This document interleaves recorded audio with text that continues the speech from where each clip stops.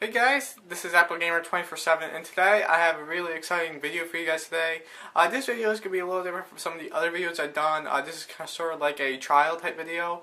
I have just acquired a new Mac. It's not like a brand new Mac, it's an older Mac, but I'll explain more as I go into this video. But I just wanted to make this video just to show you guys the new Mac I got and what I'm going to be doing with it, and also showing you guys the setup and the process. I thought it might be a fun video to do and stuff like that. And I haven't really done any videos in a while. I think I did one last week, but they've been sort of been on the tutorial side. But I thought I might just make a different type of vlog type video and to show you guys what I have. So what I'm going to do now, guys, is I'm going to turn the camera around and I'm going to show you guys what type of Mac I got.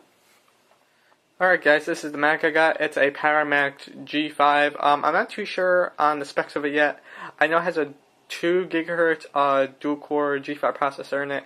I'm not sure about the RAM. I know it has a 160 GB hard drive. I'm not sure about the other one. It has a second hard drive in there, but I'm not really too sure. But the size has an optical drive on it. So this is the Mac I got, which is free from a friend of mine. He was looking to just throw it away, so he decided to give it to me. Just was wondering if I was interested via Facebook, and I was, since it was a free Mac, obviously, and obviously I'm going to be interested. So right now, I'm just going to show you guys some other stuff that I needed to buy with it because it didn't come with everything I needed. It was just the tower. So I needed to get some other stuff to make it work via my setup. Alright guys, the first thing that I got here was this DVI to VGA adapter. I needed this to hook it up to my TV because the PowerMac has a graphics card on it that has a DVI port. And obviously my TV doesn't take DVI, it uses VGA, so I needed this adapter to make it work with the PowerMac. The next thing I got was this Logitech keyboard and mouse set. I'm not really too sure on the model number, but I'll definitely put all the links to everything I bought and down below to Amazon so you guys can buy for yourself if you need it for your own computer setup or whatever. But this is just a keyboard I picked out. It was like the cheapest one. I just needed something to work quickly just for the setup, but then I'm going to take it away because I'm going to use the PowerMac for a server. And what basically I'm going to do with it is I'm going to put all my website stuff on it that I'm going to be doing over the next couple of years on it. I'm going to store it on there just so it's off my iMac, and I can use my iMac for a dedicated video editing and sort of like creation machine, so I can create my websites off there and save all the files on the PowerMac. So that is my whole goal of this setup. So what I'm going to do now, guys, is I haven't really opened up the PowerMac. I looked inside it a little bit. So I'm going to open it live on camera for you guys and really give you guys a tour of what's inside this machine. Alright guys, so this is the inside. Obviously, right here, if I can zoom in, here we go, is the G5 heatsinks for the processors. Right above that is the graphics card with the DVI port on it. And the 2 hard drives, like I said, there's one 120 GB drive in there and another drive of some size in there at the top, I don't know. And then there's the optical drive. So pretty much spare PowerMac just looking to be used as a server. So now I'm going to put the door panel on it that goes right here. And I'm going to start moving this thing into my setup. So I'll give you guys an update when I have it pretty much what I'm going to be doing. Alright guys, well, it's in its place. And now all I gotta do is connect the VGA cable to the TV, and then it should be good to go. But man, that was a long time to just get that one thing. It's heavy because it's made out of aluminum. But I'm surprised the power cord I have is not an official Apple power cord. It's a PC one, so I didn't know if it was gonna reach all the way, but surprisingly it did. So that's good news.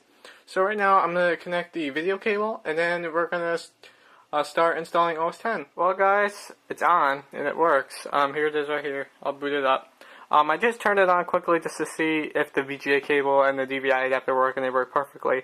So now what I'm going to do is I'm just going to sort of just push this TV back a little bit, and then I'm going to open the keyboard and mouse up and then install OS X. Alright guys, I took a little break from the setting up the PowerMac for a little bit. I just took a break, ate some dinner, and I did some stuff. But right now the PowerMac is all set up and ready to go. The keyboard and mouse are hooked up. And I have, if I can grab it here, my Leopard disk, which is right here. So I'm going to install it now. So I'm going to press the eject button. And I'm going to stick this in the PowerMac.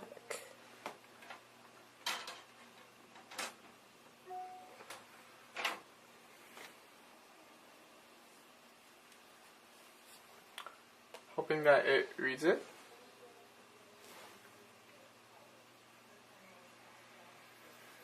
Here it's spinning.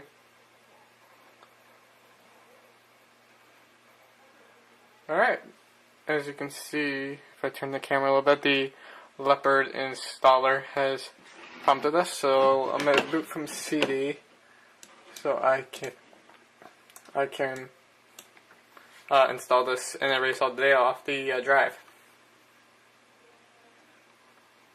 So in case you guys don't know how to do that, you just press the C key, or hold down the C key as you're booting.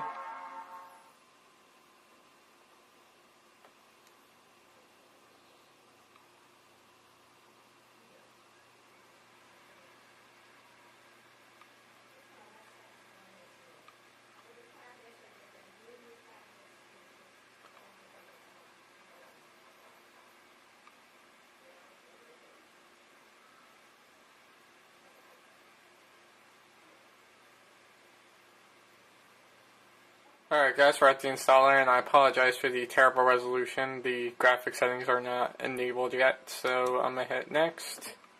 Preparing installation. Here we are, we gotta go to utilities, disk utility, and I can finally show you guys what's in those two hard drives, because I haven't looked yet.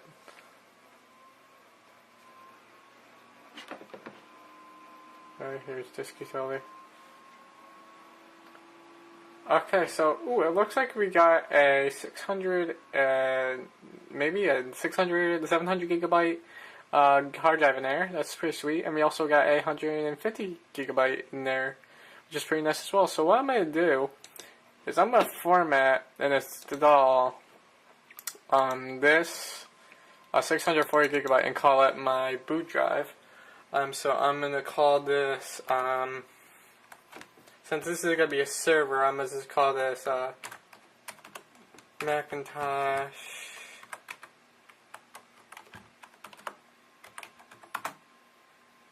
I think I spelled that right. Server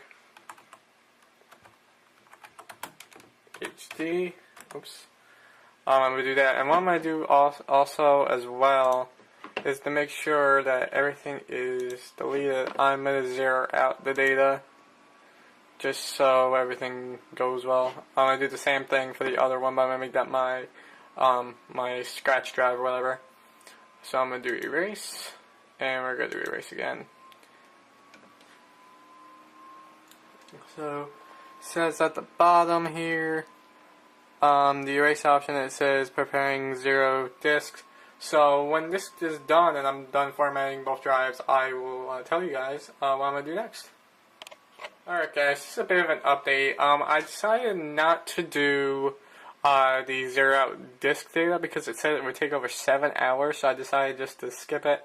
So I'm not really too worried about that. I just did that as my own thing, but I guess it doesn't have to happen now since it's going to take that much time. So I'm going to do the same thing to this Macintosh HD.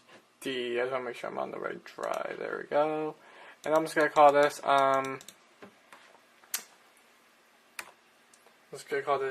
HD, just for something. And we're going to erase this as well. Current partition map. Partitioning. Forming as extended journaled. Alright, so we're done with disk utility. So we're going to exit out. Continue. Obviously we're going to agree to do these terms, and we're going to install the server, we're going to install the operating system to the server disk. What I'm going to do is that's on the right screen, but what I'm going to do is I'm going to hit continue. I'm going to go customize. I don't need language translations, I don't need any additional fonts, and I don't need printer drivers most likely. But I might put the printer drivers back in, because I might need to print off my Canon, but I'm not really too sure. I don't think I need that, so I'm going to get rid of this as well. So I'm going to hit done. And if you guys want to save space, use the customize menu to get everything you don't need. I'm definitely going to get rid of the additional fonts and the language translations. So hit done and install. So all we're doing now, guys, is that we're installing OS 10 onto the drive, and I'll come back at you guys when this is done. Alright guys, I just got done installing Leopard. And I just want to prove to you guys that I'm running Leopard. So we go to the Apple menu, about this Mac. And if you can see that, let me bring this down just a little bit so you guys can see it. It is running Leopard, as you can see. There's the version and everything in case you guys want to look at it. As I said before, it's a dual 2 gigahertz PowerPC G5 processor and 2.5 gigabytes of RAM. So not a bad system for basically getting it for free. All I had to pay for was the DVI adapter, the keyboard and mouse, and the VGA cable I needed. So anyway guys, I'm going to let you guys go here. This is a really fun video to do. I hope you guys liked it. I hope the camera work wasn't too bad. I was just trying my best since I'm a one-man crew here. But anyway guys, I have a lot more videos coming up the next week, and I will see you guys in the next video.